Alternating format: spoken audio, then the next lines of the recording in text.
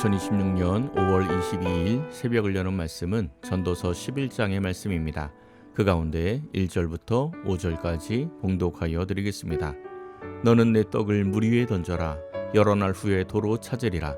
7에게나 8에게 나눠 줄지어다. 무슨 재앙이 땅에 임할는지 네가 알지 못함이니라. 구름에 비가 가득하면 땅에 쏟아지며 나무가 나무로나 북으로나 쓰러지면 그 쓰러진 곳에 그냥 있으리라. 풍세를 살펴보는 자는 파종하지 못할 것이요 구름만 바라보는 자는 거두지 못하리라. 바람의 길이 어떠함과 아이벤 자의 태에서 뼈가 어떻게 자라는지를 내가 알지 못함 같이 만사를 성취하시는 하나님의 일을 내가 알지 못하느니라. 아멘. 투자 격언 중에 계란을 한 바구니에 담지 말라라는 말이 있습니다. 노벨 경제학상 수상자인 제임스 토빈이 마크 트웨인의 소설에 있는 말을 인용한 말인데 투자의 정석처럼 여겨지는 말입니다. 전도서 11장은 투자 안내서 같은 말씀으로 시작을 하고 있습니다. 1절과 2절입니다. 너는 내 떡을 물 위에 던져라. 여러 날 후에 도로 찾으리라. 7에게나 8에게 나눠 줄지어다. 무슨 재앙이 땅에 임할는지 내가 알지 못함이니라. 아멘. 이 말씀은 상징적인 말씀이라 이해하기가 쉽지 않은 말씀입니다. 세번역은 약간의 의역을 통해서 말씀이 의미하는 바를 비교적 쉽게 전달을 합니다. 1절과 2절 세번역입니다. 돈이 있으면 무역에 투자하여라. 여러 날 뒤에 너는 이윤을 남길 것이다. 이 세상에서 내가 무슨 재난을 만날지 모르니 투자할 때에는 7이나 8부로 나누어 하여라. 아멘. 돈이 있으면 투자를 하는데 어떤 재난을 만날지 모르니 7이나 8부로 나누어서 하라는 것입니다. 분산 투자에 대해서 말씀하는 것 같습니다. 그런데 이 말씀을 그냥 투자에 대한 조언이라고 생각하면 이상합니다. 왜냐하면 전도서에서 계속 반복하여 나오는 말씀이 모든 것이 헛되다인데 투자를 가르친다는 것은 앞뒤가 많지 않기 때문입니다. 4절도 세번역으로 읽어드리겠습니다. 바람이 그치기를 기다리다가는 씨를 뿌리지 못한다. 구름이 거치기를 기다리다가는 거두어 들이지를 못한다. 아멘.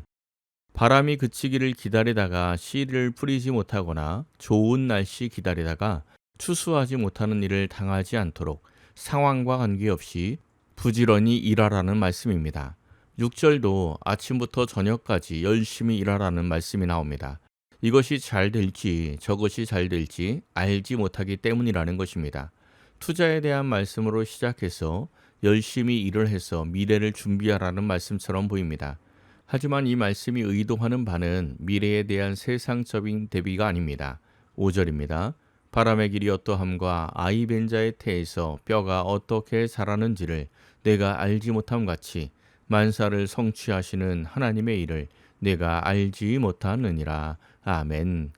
바람의 길이 어떠한지 알지 못한다고 말씀이 나오고 있는데 요한복음 3장에서 예수님께서 이와 비슷한 말씀을 하셨습니다.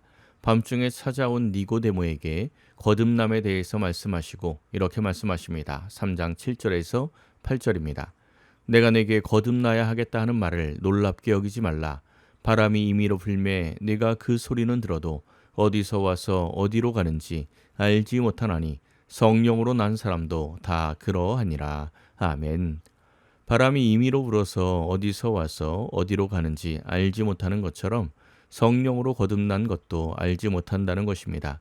조금 더 구체적으로 말씀을 드리면 성령으로 거듭난 것이 내가 원해서 내가 찾아서 할 수 있는 일이 아니라는 것입니다. 결국 오늘 전도서의 말씀은 무엇인가 준비하고 분산 투자를 하여 육신의 미래를 준비하라는 말씀이 아닙니다. 만사를 성취하시는 하나님의 일을 알지 못하기에 하나님을 꼭 붙들라는 말씀입니다. 7절입니다.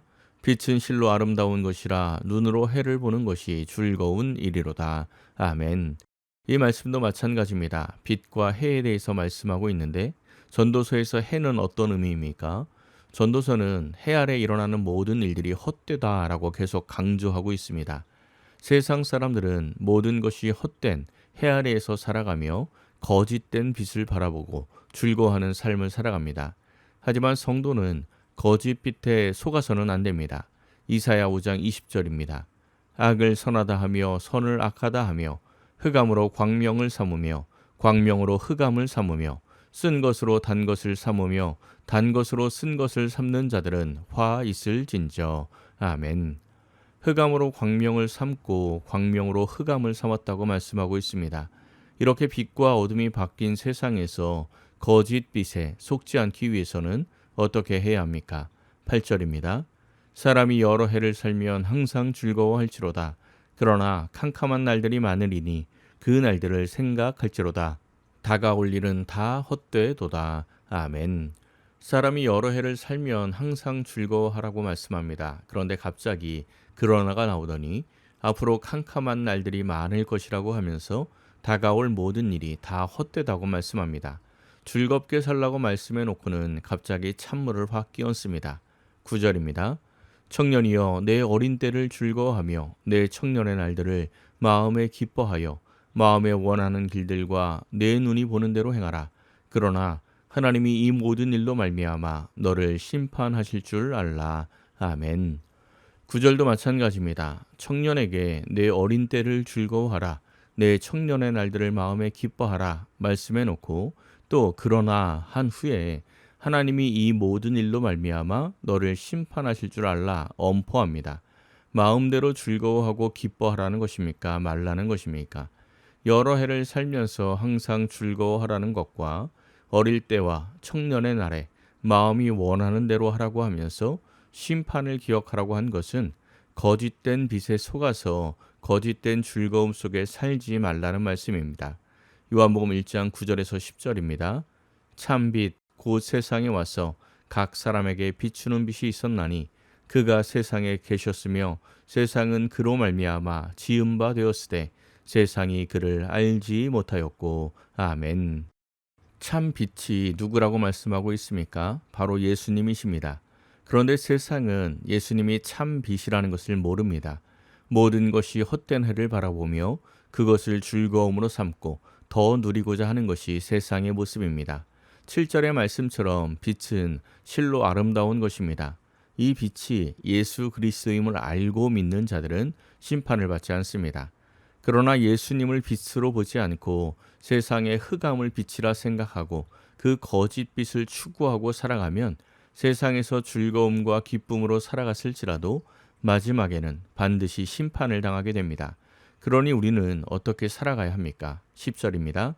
그런즉 근심이 내 마음에서 떠나게 하며 악이 내 몸에서 물러가게 하라. 어릴 때와 검은 머리의 시절이 다 헛되니라. 아멘. 이 말씀이 오늘 전도서 11장의 결론이 되는 것입니다. 하나님의 심판을 알고 세상 근심들을 마음에서 떠나게 하고 악을 몸에서 물러나게 해야 한다는 것입니다. 이러한 삶이 참 빛을 발견한 사람의 삶이 됩니다. 오늘 하루 참된 빛으로 오신 예수님을 따라 살아가며 흑암 속에 있는 이 세상을 말씀의 빛으로 환하게 비추는 복된 삶을 살아가시기를 예수님의 이름으로 간절히 축원합니다. 기도하겠습니다. 사랑의 하나님, 이 한 주간도 말씀과 기도로 보내게 하시니 감사합니다. 말씀과 기도를 통하여 세상의 거짓빛에 속지 않게 하시고 참 빛으로 오신 예수님을 바라보며 하나님의 뜻을 따라 살아가게 하옵소서. 그리하여 성도의 인생이 온전히 말씀의 비단에 거하는 복된 인생이 되게 하옵소서. 새벽마다 기도하는 성도들을 축복하사 언제나 하나님과 동행하게 하시고 기도하는 것들마다 응답받는 것을 경험하며 살게 하옵소서. 오늘 하루도 말씀 안에 거하며 손이 수고한 대로 먹는 복되고 형통한 하루가 되게 하옵소서. 모든 것을 감사드리며 우리 주 예수 그리스도의 이름으로 기도하옵나이다. 아멘. 오늘 말씀을 생각하고 하루를 결단하며 깊은 기도의 자리로 나아가겠습니다.